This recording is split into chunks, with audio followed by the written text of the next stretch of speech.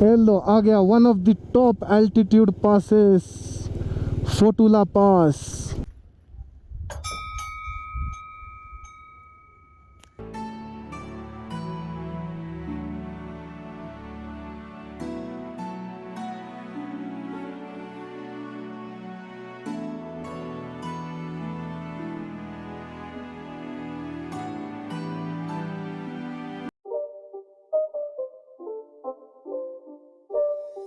It's not a game, it's a rich thing.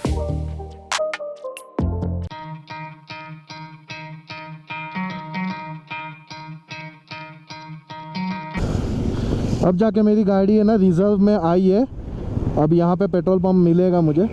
मैंने last time petrol pump Dras में डलवाया था, उसके बाद तो मैंने पूरा राइड किया, मेरा फ्यूल डालने का मेरे को ज़रूरत नहीं पड़ा।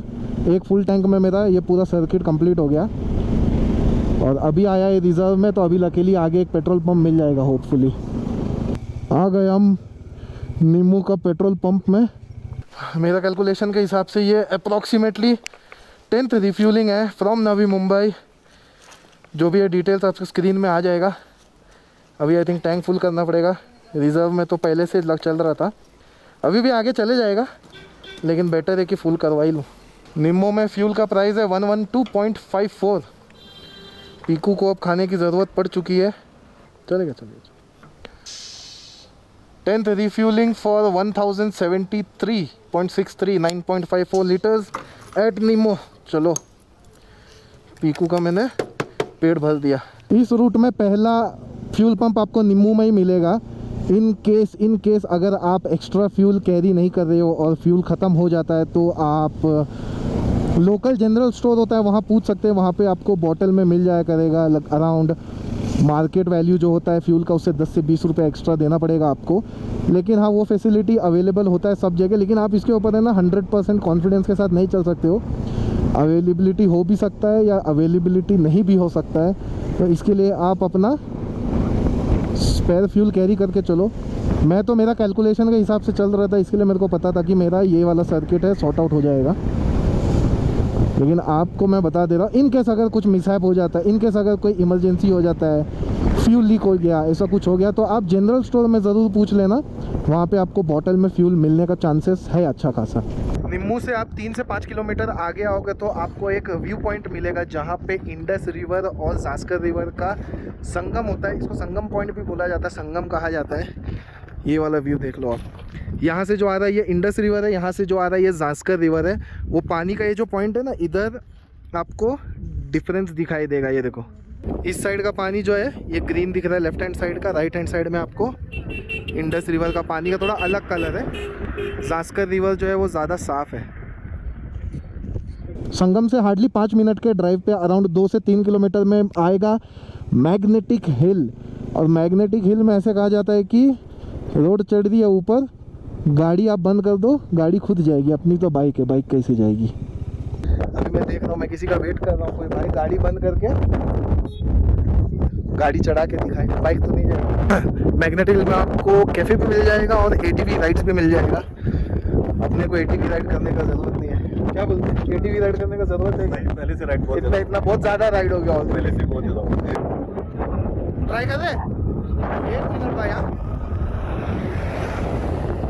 भाई हमको एक्सपेरिमेंट करके बता रहे।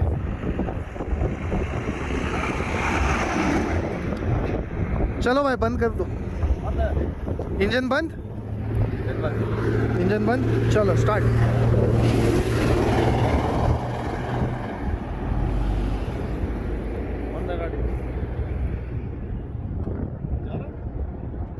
हाँ गाड़ी बंद है। Done, thank you. Magnetic hill से निकलते निकलते टाइम हो गया 6:45। अभी जैसे जैसे लेट करते रहेंगे हम लोग, वेदर है ना थोड़ा चेंज होते जाएगा। इधर बहुत ज़्यादा विंडी है।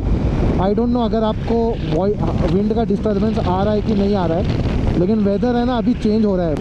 और मैग्नेटिक हिल से ले का डिस्टेंस दिखा रहा है 26 किलोमीटर्स। और अभी जाके होटल भी ढूंढना है।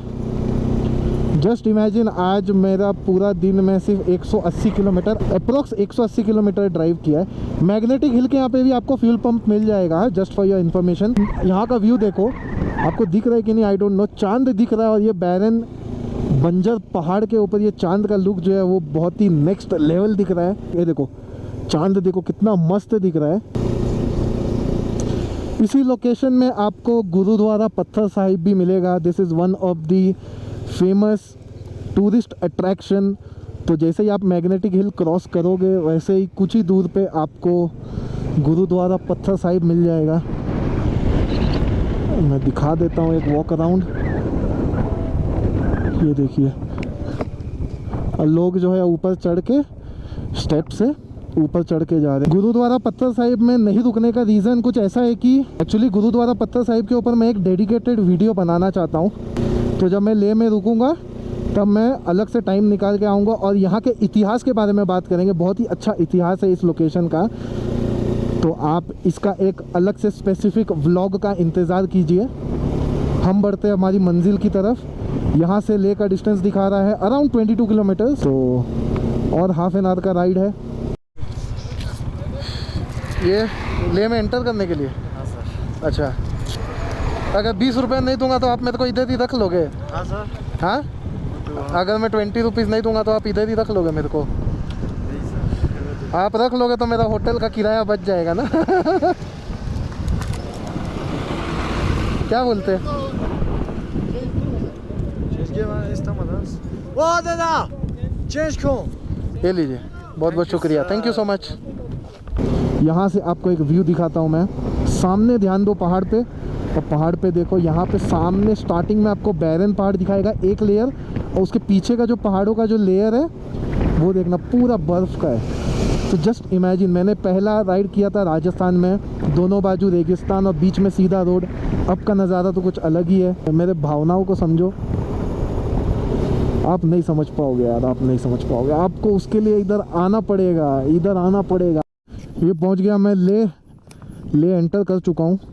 अराउंड 7:15 हो रहा है और अभी टास्क है होटल ढूंढने का। ले में ओयो के अंदर एक भी लिस्टिंग नहीं दिखा रहा है, डायरेक्ट मेरे को एक होटल दिखा रहा है, वो भी हुंदार में। साला मैं अभी हुंदार जाऊँ? चलो अभी जाके मैनुअली ऐसे पूछना पड़ेगा। हाँ, आई थिंक इधर डिमांड ज़्यादा है, इसीलिए ओयो को कोई रखता नहीं है। ओयो कमीशन लेता है ना, इसके लिए। चलो अभी होटल की खोज चालू की जाए। यहाँ पे कोई होटल है?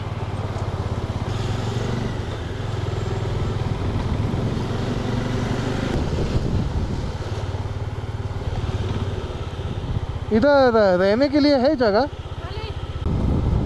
कौन सा है? ये रास्ता पाएगी, हाँ रास्ता साइड में।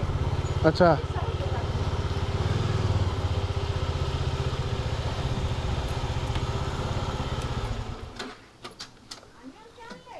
अभी टाइम हो रहा है शाम का 7:45, अंधेरा हो चुका है।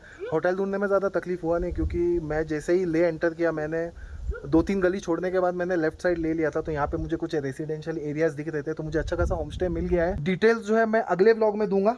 अभी मैं आपको होम स्टे दिखा देता हूँ अंदर से। ये जो है ये एंट्रेंस एरिया है।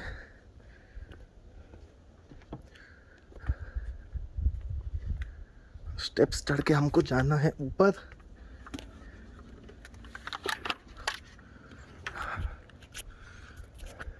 तो फर्स्ट फ्लोर में रहना है मेरे को, और ये है मेरा रूम। ये देख लो, अच्छा है यार, मेरे को बहुत सही लगा। ये रूम है और ये टॉयलेट बाथरूम है, काफ़ी अच्छा है। डॉल्मा आंटी है, डॉल्मा आंटी का होम स्टे है।